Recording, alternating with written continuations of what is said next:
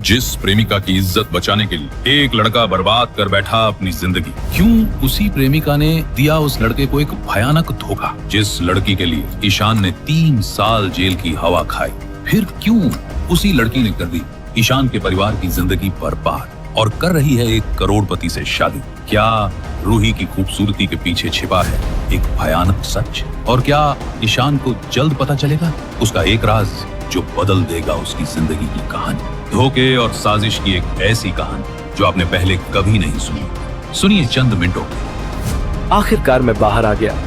ईशान ओबेरॉय ने जोर से ताजी हवा में गहरी सांस लेते हुए कहा। उसके पीछे कुंभारकर जेल थी, जहां वह पिछले 3 सालों से बंद था। आज ही वह दिन था जब उसे रिहा किया गया था। मुझे पता लगाना है कि मेरे माता पिता कैसे हैं। अपनी पीठ पर एक फटे हुए कैनवास बैग के साथ ईशान जल्दी से घर चला गया। पिछले 3 सालों में उसके माता पिता कभी उससे मिलने नहीं आए थे, इसलिए वह उनके बारे में बहुत चिंतित था। घर के रास्ते में ईशान अपनी पहनी हुई ब्रोंज कलर की अंगूठी को देखता रहा। उस पर एक सजीव शेर बना हुआ था। शेर के सिर के ऊपर एक स्पेशल सिंबल था। यह अंगूठी उसे जेल के एक दोस्त शेरा ने दी थी। शेरा एक अजीब आदमी था। वह लगातार इस बारे में बात करता रहता था कि वह शेर संप्रदाय का लीडर था और एस्ट्रोलॉजी, जियोग्राफी, मेडिसिन और बहुत कुछ के बारे में सब कुछ जानता था। इतना ही नहीं, उसने यह भी दावा किया था कि वह मरे हुए लोगों में से किसी को भी जिंदा कर सकता है। हर कोई शेरा को पागल समझता था और उसी के वजह से उसको इग्नोर करता था।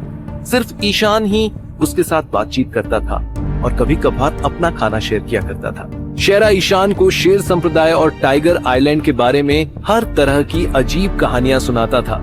ये वो नाम थे जो ईशान ने पहले कभी भी नहीं सुने थे। इसके अलावा शेरा अपने ध्यान और मार्शल आर्ट ट्रेनिंग में ईशान को अपने साथ ले जाता था। यह देखते हुए कि ईशान जेल में कितना बोर हो रहा था, वह भी खुशी से उसके साथ चला जाता था। 3 साल के अंत में ईशान ने शेरा से कई मार्शल आर्ट तकनीक और मेडिकल स्किल्स सीखे थे। ईशान की रिहाई के दुर्भाग्यपूर्ण दिन पर शेरा ने ईशान को अंगूठी दी और उससे कहा कि वह उस साल 15 जुलाई को इंडियन ओशियन के अंदर एक बिना नाम वाले आइलैंड पर जाए। वहां उसे अपनी अंगूठी दिखानी थी और कोई उसे उठा लेगा। जब ऐसा होगा तो ईशान को एक अद्भुत अवसर दिया जाएगा। ये देखते हुए कि उसने शेरा से कितना कुछ सीखा है, ईशान ने स्वाभाविक रूप से उसकी बातों को गंभीरता से लिया और जैसा उसे बताया गया था वैसा ही करने का वादा किया। फिर भी जुलाई आने में अभी कुछ और महीने बाकी थे।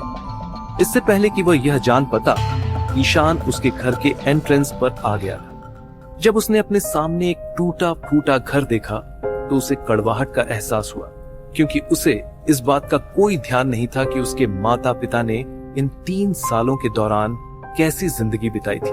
मेरे गलत काम की वजह से मेरे माता पिता को बहुत दर्द सहना पड़ा होगा। 3 साल पहले जो हुआ था उसे याद करते हुए ईशान गुस्से से भर गया।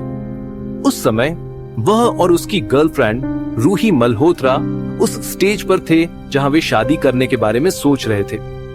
वो दोनों यूनिवर्सिटी में क्लासमेट्स थे और 2 साल से रिलेशनशिप में थे।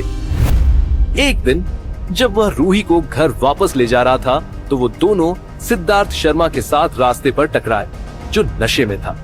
सिद्धार्थ राजवंत का एक अमीर बच्चा था जो अपने सभी कुकर्मों के लिए फेमस था। जब उसने देखा कि रूही कितनी सुंदर है तो उसने उसके खिलाफ गंदे इरादे पाल लिए और उसे फिजिकली छूना शुरू कर दिया। एक फेमस अमीर बच्चे के रूप में सिद्धार्थ ने ईशान की ओर देखने की भी जहमत नहीं उठाई। नतीजतन जब ईशान ने देखा कि उसकी गर्लफ्रेंड का फायदा उठाया जा रहा है तो वह बहुत गुस्सा हो गया। उसने जमीन से एक ईंट उठाकर सिद्धार्थ के सिर पर दे मारी और उसके बाद जो हुआ वो तो आप लोगों को पता ही होगा। ये देखते हुए कि सिद्धार्थ कितना पावरफुल था, उसने पुलिस को बुलाया जिसने ईशान को गिरफ्तार कर लिया। उसके वजह से ईशान को हमले के लिए 3 साल जेल की सजा सुनाई गई थी। काफी देर तक झिझकने के बाद ईशान ने धीरे से दरवाजा खटखटाया। कौन है भाई? जब दरवाजा खुला तो सिर पर सफेद बालों वाली एक कुबड़ी बूढ़ी औरत ने अपना सिर बाहर निकाला। एक हाथ आगे बढ़ाते हुए मानो कुछ महसूस कर रही हो। उसने पूछा, ये कौन है? दरवाजा कौन खटखटा रहा है? बुढ़िया की आंखें बंद थी। इससे और ज्यादा क्लियर नहीं हो सकता था कि वह अंधी थी। ईशान ने जैसे ही उसे देखा वह दंग रह गया। उसकी आंखें सदमे से फैल गईं, जबकि उसका पूरा शरीर थोड़ा कांप उठा। उसे विश्वास नहीं हो रहा था कि वह बूढ़ी झुर्रियों वाली महिला उसकी माँ मीरा ओबेरॉय थी। सिर्फ 3 सालों में माँ की ऐसी हालत कैसे हो गई? माँ, यह मैं हूँ। ईशान ने भावुक होकर उसे पुकारा और वह उसका समर्थन करने के लिए आगे बढ़ा। ईशान, क्या यह सच में तुम हो? जैसे ही मीरा ने ईशान के चेहरे को महसूस करने के लिए अपने हाथों का इस्तेमाल किया, आंसू उसके गालों पर बहने से खुद को नहीं रोक सके। माँ, यह मैं हूँ, ये सच में मैं ही हूँ। ईशान की आंखों में भी आंसू आ रहे थे। माँ, ये तुम्हें क्या हुआ? ईशान इस बात से हैरान था कि उसकी पहले से स्वस्थ माँ सिर्फ 3 सालों में इस तरह कैसे हो गई। ये एक लंबी कहानी है, हम बात करेंगे, पहले तुम अंदर आओ। मीरा ने ईशान को घर में खींच लिया। ये देखकर कि उनका टूटा फूटा घर कितना खाली था, ईशान को विश्वास से परे झटका लगा। हालांकि वो लोग अमीर नहीं थे, उनके पिता के पास एक स्थिर नौकरी थी, इसलिए वे पहले एक सिंपल लेकिन आरामदायक जिंदगी जीते थे। माँ, हमारे घर को क्या हुआ? ईशान ने डरते हुए सवाल। मीरा ने आह भरी।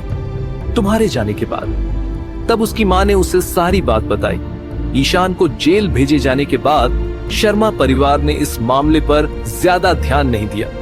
इसके बदले उन्होंने 10 लाख मुआवजे की मांग की।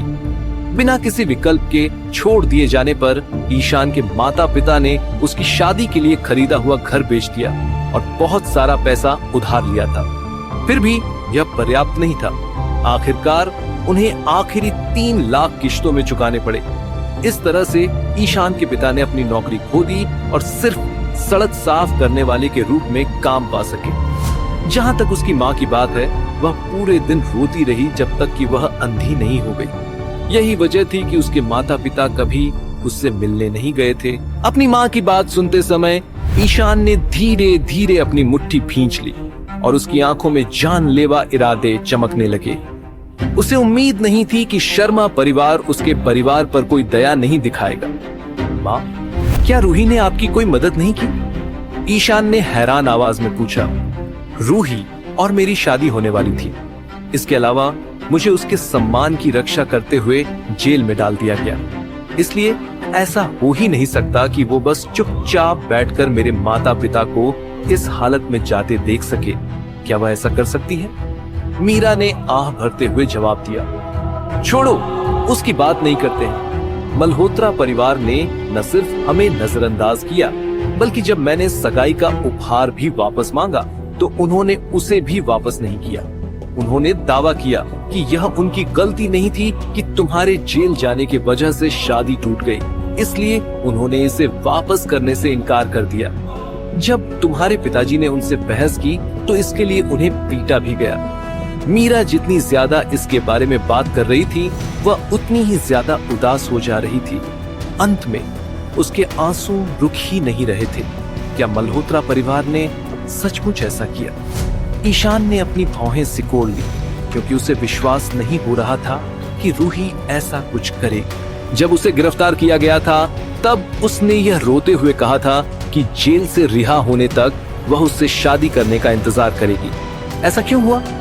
इसके वजह से ईशान ने रूही से मिलने और उससे इसके बारे में पूछने का फैसला किया। अचानक किसी ने उनके दरवाजे को जोर से पीटा। टक्कर इतनी जोरदार थी कि उससे दरवाजा लगभग टूट गया। जैसे ही मीरा ने दस्तक सुनी, उसका चेहरा डर से पीला पड़ गया। माँ, ये कौन है? ईशान ने अपनी माँ का रिएक्शन देखकर उत्सुकता से पूछा। इसमें शामिल मत होना, जल्दी से अपने कमरे में जाओ और बाहर मत आना, चाहे कुछ भी हो जाए। उसे अपने कमरे में धकेलने के बाद मीरा डरी हुई दरवाजा खोलने गई। जैसे ही वह आई, एक गंजा आदमी भयंकर दिखने वाले आदमियों के एक ग्रुप के साथ अंदर आया, जिनके शरीर टैटू से ढके हुए थे। क्या तुमने पैसे तैयार कर लिए हैं? गंजे आदमी ने मीरा की ओर देखते हुए पूछा। हाँ, मेरे पास पैसे हैं। मीरा ने कोने में एक थैली ढूंढते हुए बार बार अपना सिर हिलाया। उस समय बहुत सारे पड़ोसियों की भीड़ वहां जमा हो गई थी। हालांकि उन्होंने उस गंजे आदमी को देखते ही दूरी बनाए रखी। ये लोग हर महीने पैसे मांगने आते हैं, कितना निर्दयी ग्रुप है यह। बिल्कुल, आखिर कानून का शासन कहाँ है? चुप रहो, इतनी जोर से मत बोलो। उन्हें शर्मा परिवार द्वारा निर्धारित समय पर धन इकट्ठा करने के लिए भेजा गया है। पड़ोसी बगल में छुप गए और उन लोगों की हरकतों की आलोचना की। दुर्भाग्य से किसी ने वो सब चीज रोकने की हिम्मत नहीं की। इस बीच उस गंजे आदमी ने मीरा के हाथ से वो थैली छीन ली और जांच करने के लिए उसे खोला। ये क्या है? अपनी भौहें बुनते हुए उस गंजे आदमी ने थैली को अंदर बाहर कर दिया, जिससे कुछ फटे नोट और अतिरिक्त पैसे बाहर गिर गए। वहां 100, 150 और 1-2 रुपए के नोट थे। दरअसल अंदर सिक्कों का ढेर था। क्या इसका टोटल 10,000 भी होता है? वो गंजा आदमी मीरा पर गरजा, सुनो, वहां सब कुछ है और हमने इसे गिना भी है। अगर तुम मुझ पर भरोसा नहीं कर रहे हो तो तुम इसे खुद गिन सकते हो। मीरा ने तिरछी मुस्कान के साथ सिर हिलाया। बकवास! उस गंजे आदमी ने मीरा के पेट में लात मारी और उसे जमीन पर गिरा दिया। तुम्हारी हिम्मत भी कैसे हुई मुझसे गिनने के लिए कहने की? मेरे पास इसके लिए समय नहीं है। उन सभी को 100 रुपए में बदलो। माँ! अपने कमरे से बाहर निकलते हुए ईशान ने जल्दी से मीरा को उठने में मदद की। फिर उसने उस गंजे आदमी और उसके आदमियों पर बर्फीली नजर डाली, जिससे उनकी रीढ़ में ठंडक पहुंच गई। ईशान, तुम्हें यहाँ से बाहर नहीं रहना चाहिए। अपने कमरे में वापस जाओ और इन सब में शामिल मत हो। मीरा ने उसे पीछे धकेलने की बहुत कोशिश की। माँ, क्योंकि मैं घर पर हूँ, मुझे इससे निपटने दो। आपको बस शांत होकर बैठना चाहिए। मीरा को एक कुर्सी पर बिठाने के बाद ईशान ने यूएस गंजे आदमी की ओर घूर कर देखा। ईशान की जांच करने के बाद उस गंजे आदमी ने कहा, क्या तुम वह लड़के नहीं हो जिसने मिस्टर शर्मा को ईंट से मारा था और इसके लिए उसे 3 साल की कैद हुई थी? मुझे हैरानी हो रही है कि तुम अब बाहर आ गए हो। तुम्हारी टाइमिंग बेकार है। आज वह दिन है जब तुम्हारी गर्लफ्रेंड और मिस्टर शर्मा शादी करने जा रहे हैं। उसके एक्स बॉयफ्रेंड के रूप में क्या तुम इसमें शामिल नहीं होंगे? बेवकूफ! वो गंजा आदमी और उसके आदमी जोर जोर से हंसने लगे। क्या कहा तुमने? अपनी भौहें सिकोड़ते हुए काई अविश्वास से भर गया। मैंने कहा कि जिस लड़की के लिए तुम जेल गए वह आज मिस्टर शर्मा से शादी कर रही है। शादी ग्लैमर होटल में हो रही है और यह निश्चित रूप से शानदार होगी। क्या तुम देखने नहीं जा रहे हो? बदमाशों के जाते ही ईशान अपनी माँ की तरफ भागा। उन्हें सिर पर कुछ चोटें आई थीं। बिना कुछ सोचे समझे ईशान मेडिकल शॉप पर फर्स्ट एड खरीदने गया। पर जब दुकान वाले ने पैसे मांगे तो ईशान बगले झांकने लगा। उसके पास रुपये होते भी कैसे? वो तो अभी जेल से रिहा हुआ ही था और ये सब हो गया। भाई साहब, आप फर्स्ट एड किट दे दो। पैसे मैं मात्र 2 घंटों में चुका दूंगा। मेरी माँ को चोट लगी है। ईशान लगभग रोते हुए बोला, चल निकल भीख मंगे। जब जेब में पैसे नहीं थे तो टाइम वेस्ट क्यों किया मेरा? दुकानदार जोर से चिल्लाया। अरे, टाइम वेस्ट करना इसकी पुरानी आदत है। तभी किसी की तीखी आवाज आई। ईशान ने ध्यान से देखा तो सिद्धार्थ उसी की तरफ चला आ रहा था। क्यों बे क्रिमिनल, तू सबका टाइम क्यों वेस्ट कर रहा है? रूही बेचारी के साथ भी तूने यही किया। तुझे पता है कैसे वो रोती बिलखती मेरे पास आई तेरे जेल जाने के बाद? सिद्धार्थ ने ईशान के हाथ से फर्स्ट एड किट छीनते हुए कहा, तू रूही से शादी कर रहा है ना? ईशान ने नफरत भरी आवाज में कहा, कर नहीं रहा, लगभग कर ली। सिद्धार्थ एक बेशरम हंसी हंसते हुए बोला।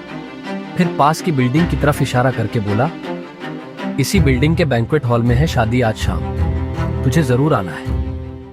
एक दिन तुम सब मेरे सामने घुटनों पर गिरोगे और मुझसे भीख मांगोगे। अपने अंदर भड़क रहे गुस्से को दबाते हुए ईशान ने सिद्धार्थ को, जो उसका रास्ता रोक रहा था, बाहर निकलने से पहले ही धक्का दे दिया। सिद्धार्थ गुस्से में आ गया। उसे रोको। भले ही तुम आज शादी में शामिल होना चाहो या नहीं, तुम्हें यहां रुकना ही होगा। मैं चाहता हूं कि तुम अपनी गर्लफ्रेंड को अपनी आंखों से मुझसे शादी करते हुए देखो। लूजर! जैसे ही उसने ऐसा कहा, गाना आदमी और कुछ और लोगों ने तुरंत ईशान का रास्ता रोक दिया। उसके घर पर पिटाई के बाद भी उनके मन में गुस्सा बना हुआ था, इसलिए वे उससे बदला लेना चाहते थे। उन्हें खतरनाक तरीके से अपना रास्ता रोकते देख ईशान धीरे धीरे सिद्धार्थ की ओर देखने के लिए पीछे मुड़ा। क्या तुम वाकई चाहते हो कि मैं तुम्हारी शादी में शामिल हो? हाँ, मैं चाहता हूं कि तुम अपनी आंखों से देखो और जान लो कि तुम मेरे विरुद्ध जाने के लायक नहीं हो। सिद्धार्थ के चेहरे पर हसीन थी। ठीक है, लेकिन मेरी ओर से चेतावनी का एक शब्द। अगर मैं तुम्हारी शादी में शामिल हुआ तो आज तुम्हारी शादी नहीं होगी। इतना कहने के बाद ईशान घूमा और दूसरी मंजिल पर बैंक्वेट हॉल में चला गया। अंदर 100 से ज्यादा टेबलें लगी हुई थीं। हाँ, मैं बस देखूंगा कि तुम इसे कैसे रोकते हो। सिद्धार्थ जोर से हंसा। उसे उसकी धमकी पर जरा भी भरोसा नहीं हुआ। फिर भी उस आदमी को परेशानी खड़ी करने और हर किसी का मजा फीका करने से रोकने के लिए उसने गंजे से कहा, गंजे, अपने साथ कुछ आदमी लो और ईशान पर कड़ी नजर रखो। अगर वह कुछ भी करने की हिम्मत करे तो उसे तुरंत रोकना। चिंता मत करिए मिस्टर सिद्धार्थ, बस ये मामला मुझ पर छोड़ दीजिए। गंजे ने सिर हिलाया। उसकी निगाहें ठंडी हो गईं। ये मेरे लिए उससे बदला लेने का बहुत अच्छा मौका है। बैंक्वेट हॉल में ईशान ने एक कोने में अपनी सीट ले ली। जो लोग शर्मा परिवार के उत्तराधिकारी की शादी में शामिल हो सकते थे वे या तो अमीर थे या प्रभावशाली थे। पूरे राजवंश में सभी प्रेस्टिजियस लोग वहां थे। दूसरे शब्दों में कहें तो उसके जैसा नॉर्मल इंसान इस सम्मान के योग्य भी नहीं था। इस तरह उसकी बैंक्वेट हॉल में मौजूदगी से कई मेहमानों ने उसे अजीब नजरों से देखा।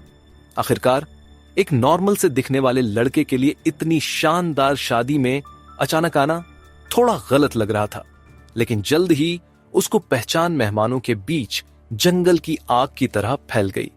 इसके साथ ही उसकी ओर देखने वाली निगाहों की संख्या भी बढ़ गई। उनमें से ज्यादातर मजाक वाले थे, हालांकि मुट्ठी भर सिंपैथी भी दिखा रहे थे। फिर भी ईशान बिल्कुल भी परेशान नहीं थी। वह अकेले कोने में बैठ गया और चेहरे पर बिना किसी भाव के टेबल पर रखे स्नैक्स को खाने लगा। इस बीच गंजा एक दर्जन लोगों के साथ उसके पीछे खड़ा था। सभी उसे बाज की तरह देख रहे थे। जैसे ही वो कोई सस्पिशियस कदम उठाएगा वो लोग बिना किसी हिचकिचाहट के उसे रोक देंगे। अरे ये तो ईशान ओबेरॉय, तुम जेल से कब छूटे? सार्केज्म से भरी एक आवाज निकली। ईशान ने अपना सिर उठाया और अपनी निगाहें इधर उधर घुमाई। तभी उसने देखा कि चेहरे पर भारी मेकअप और अट्रैक्टिव कपड़े पहने एक लड़की उसकी ओर आ रही है। एक लड़का भी उसके पीछे पीछे आ रहा था। लड़की की आवाज ने तुरंत आसपास मौजूद मेहमानों का ध्यान खींच लिया। उन्होंने शुरू में सोचा था कि ईशान सिर्फ दुल्हन का एक्स बॉयफ्रेंड था और अपनी गर्लफ्रेंड को आखिरी बार देखने के लिए वहां आया था, लेकिन उन्होंने कभी भी उससे रिकॉर्ड बनाने की उम्मीद नहीं की थी। इसके बाद उनमें और भी उत्सुकता बढ़ गई। जैसे ही काई ने उस महिला को देखा जिसका चेहरा मेकअप से सना हुआ था, उसके चेहरे पर घृणा की झलक दिखाई दी। वह लड़की अमृता सिंह थी और वह उसकी फॉर्मर क्लासमेट थी। जब वो पढ़ रहे थे तब भी उसने उसका पीछा किया था। उस समय उसके पिता के पास एक अच्छी खासी नौकरी थी जो सुरक्षित मानी जाती थी, इसलिए उसे लुभाने की कोशिश करने वाली लड़कियों की कोई कमी नहीं थी। हालांकि वह उसे पसंद नहीं करता था और उसके बजाय रूही के साथ मिल गया। उसने महसूस किया कि लुक्स और पर्सनैलिटी दोनों के मामले में अमृता से रूही बहुत ज्यादा बेहतर है, लेकिन अब देखने में तो ये दोनों एक ही तरह के लोग थे। मैंने गलत इंसान को चुना था। जब मैं तुम्हारी फॉर्मर क्लासमेट हूं तो तुम कुछ क्यों नहीं कह रहे हो? क्या तुम गूंगे हो गए हो? हमारे यूनिवर्सिटी के दिनों में तुम बहुत इंप्रेसिव थे, यहां तक कि स्टूडेंट काउंसिल के प्रेसिडेंट पद पर भी तुम काम कर रहे थे। तुम्हें क्या लगता है कि डीन और लेक्चरर क्या कहेंगे अगर उन्हें पता चलेगा कि एक स्टूडेंट जो कैरेक्टर और ग्रेड में एक्सीलेंट था, ग्रेजुएट होने के बाद एक्स क्रिमिनल बन गया है? अमृता के बगल वाला लड़का चिल्लाया। वह लड़का संजय राठौड़ था और वह ईशान का रूममेट हुआ करता था। वो दोनों बहुत करीब हुआ करते थे, लेकिन उन्हें रूही पर भी क्रश था। जब उसने ईशान को रूही के साथ डेटिंग करते देखा तो उसके मन में उस आदमी के लिए जलन पैदा हो गई। उसने कई बार उन्हें तोड़ने की कोशिश की, लेकिन अफसोस कोई फायदा नहीं हुआ था। उसके बाद उसने ईशान से संबंध तोड़ ली और यूनिवर्सिटी से ग्रेजुएट होने के बाद एक दूसरे से संपर्क नहीं किया। खैर, बात यह है कि वे दोनों एक ही समय पर यहां हैं। शायद इसका मतलब यह है कि रूही ने उन्हें इनवाइट किया है, वरना उन्हें शादी में शामिल होने का मौका कहां से मिला होगा। ईशान ने अपना सिर नीचे करने और चुपचाप पानी पीने से पहले बस उन पर एक नजर डाली। वह उनसे परेशान होने के मूड में नहीं था। जब अमृता और संजय ने उसे अपना सिर नीचे करते हुए देखा तो वे और ज्यादा छिड़ गए। उन्होंने गलती से यह मान लिया कि वह उनसे डरता है। ईशान, मुझे यकीन है कि जब तक तुम अभी अभी जेल से बाहर आए हो तुम्हें कोई नौकरी नहीं मिली होगी। क्या तुम चाहते हो कि मैं टॉयलेट साफ करने के काम के लिए तुम्हारी सिफारिश करूं? हालांकि यह कुछ हद तक गंदा और थका देने वाला है, फिर भी तुम कम से कम अपना जीवन यापन तो कर सकते हो। तुम्हारे पिता की अब नौकरी चली गई है, इसलिए उन पर आशा रखने का कोई फायदा नहीं है। संजय के चेहरे पर एक विजयी मुस्कान खिल गई और वह बहुत खुश था कि वह ईशान के ऊपर कदम रख सकता है। हमारे यूनिवर्सिटी के दिनों में अगर उसके पिता के पास सुरक्षित नौकरी नहीं होती तो मैं उससे कभी नहीं हारता। बकवास मत करो संजय। स्टूडेंट काउंसिल का प्रेसिडेंट टॉयलेट कैसे साफ कर सकता है? कम से कम उसे कोई साफ सुथरी नौकरी दिलवा दो। इसके बजाय सड़कों की सफाई के बारे में क्या ख्याल है? अमृता ने अपने मुंह पर हाथ रखकर हंसते हुए मजाक उड़ाया। हा हा। संजय और अमृता के द्वारा ईशान का मजाक उड़ाते देख गंजा और मेहमान हंसते हंसते दोगुने हो गए। उसी सेकंड ईशान ने धीरे से अपना सिर उठाया। अगर तुम दोनों मरना नहीं चाहते तो जल्दी करो और इस जगह को छोड़ के चले जाओ। उनकी एक्सप्रेशन बदली हुई नहीं थी और उसकी आवाज गुस्से के संकेत के बिना हल्की थी, लेकिन यह सुनकर संजय और अमृता दोनों कांप उठे। खास करके अमृता को ठंडक महसूस हुई जिसने उसे घेर लिया था। ऐसा लग रहा था मानो उसका पूरा शरीर बर्फ में समा गया हो और उसने उसकी आंखों में देखने की हिम्मत भी नहीं की। अचानक जो अपमानजनक शब्द उसने पहले से तैयार किए थे वे उसके गले में अटक गए। काफी समय बीत गया इससे पहले कि संजय अचानक फूट पड़ा, मानो उसे बहुत बड़ा अपमान सहना पड़ा हो। उसका चेहरा गुस्से के मुखौटे में बदल गया और वह ईशान पर चिल्लाया, जब तुम एक एक्स क्रिमिनल हो तो तुम इतने ऊंचे और शक्तिशाली व्यवहार क्यों कर रहे हो? तुम्हारी गर्लफ्रेंड किसी और से शादी कर रही है, फिर भी तुम कुछ भी करने की हिम्मत नहीं कर रहे, तो तुम यहाँ बड़ी बड़ी बातें क्यों कर रहे हो? आगे की कहानी जानने के लिए देखिए अगला एपिसोड सिर्फ पॉकेट एफएम के यूट्यूब चैनल पर, और लेजेंड के सारे एपिसोड्स को सुनने के लिए डिस्क्रिप्शन में दी लिंक से डाउनलोड करें पॉकेट एफएम ऐप।